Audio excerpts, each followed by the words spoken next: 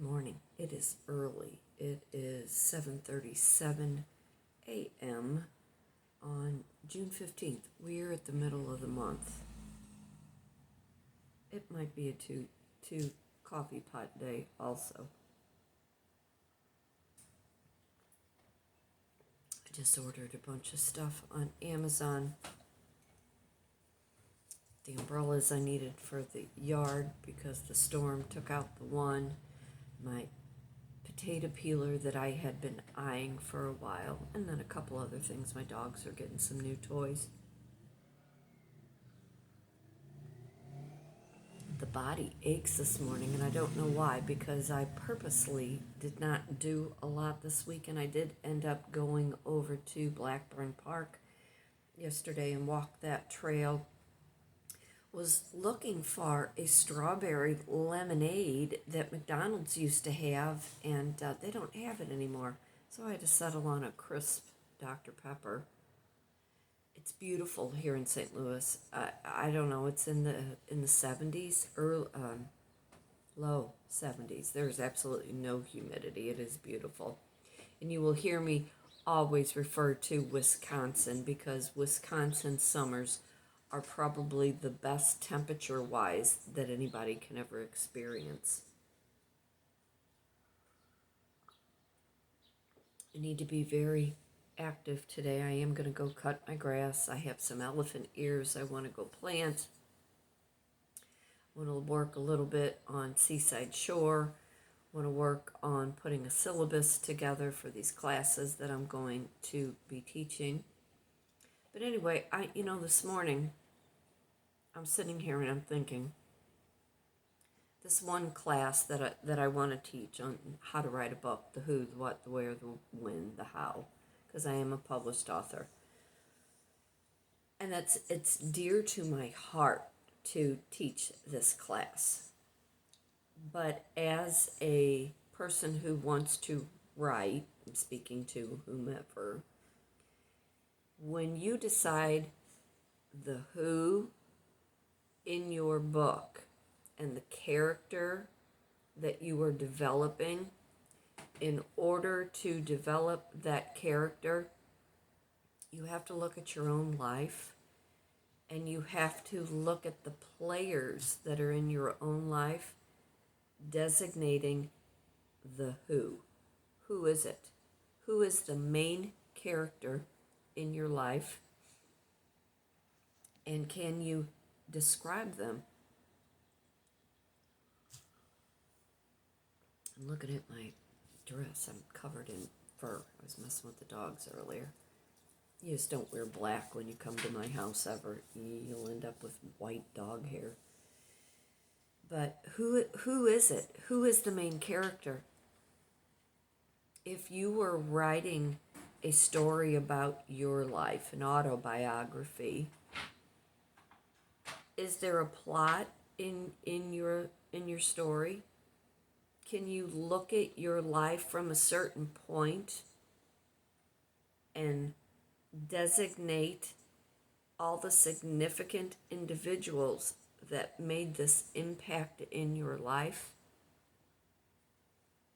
Like I said, I'm trying to put the syllabus together because when you were writing a book and you were trying to understand that main character, and you have to literally develop not only the storyline, but how they think, the methodical parts of the way that they act and their behavior. You're developing this being that is fictional. So in a sense, you are forming an identity of an individual that's going to make an impact in the way that your reader is viewing your book, reading your book. I love to teach, absolutely love to teach. I love not so much being in front of, a bunch of people like an audience, but watching the way their mind, I talk with my hands too, the way that their mind works. And you can see when you ask the correct questions, how their mind thinks. You can see this very sincere look come over them where they literally, you can see the wheels turning in their head, and I love that. I love that thought process. When you ask the correct questions, and people have to go deep within their mind. So I'm going to ask you, who is the main character in your life right now? I do a lot of life coaching, a lot of talking, a lot of speaking, and when I'm teaching how to put a vision board together, the one thing about the vision board is we look at it like it's puzzle pieces, and we are trying to understand how we've gotten into the positions that we have gotten ourselves into. You need to stop and look at the characters that have been in your life. So who has been that main character in your life, and how has it affected you? How has that played out? And what have you done, or that main character, that altered the way that you live life? And can you designate a time, can you reflect on a time when that main character made such an impact in your choice, on your choices, and there was a plot twist?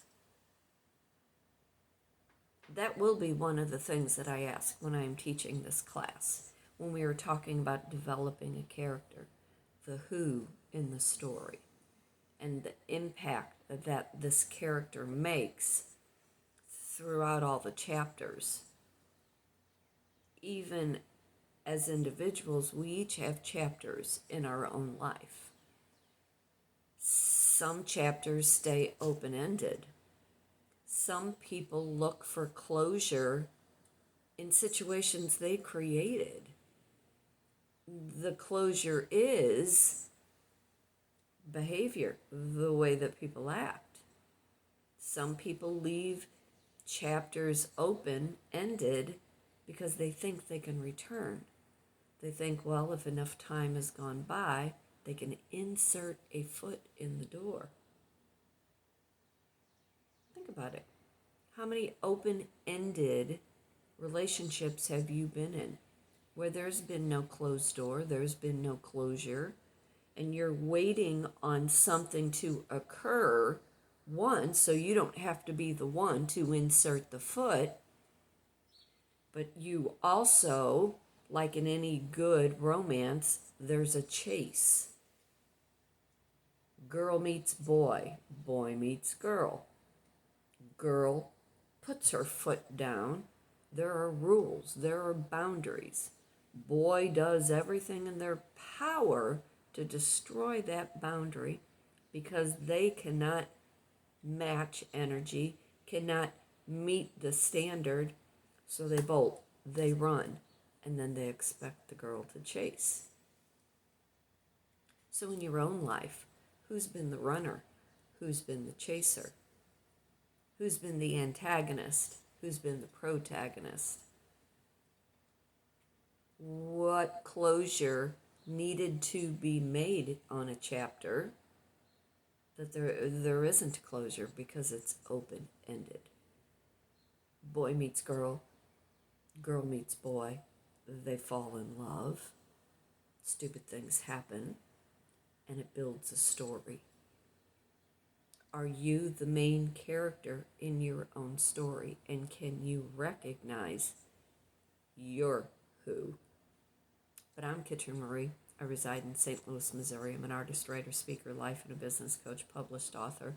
When He Had Her, available on Amazon.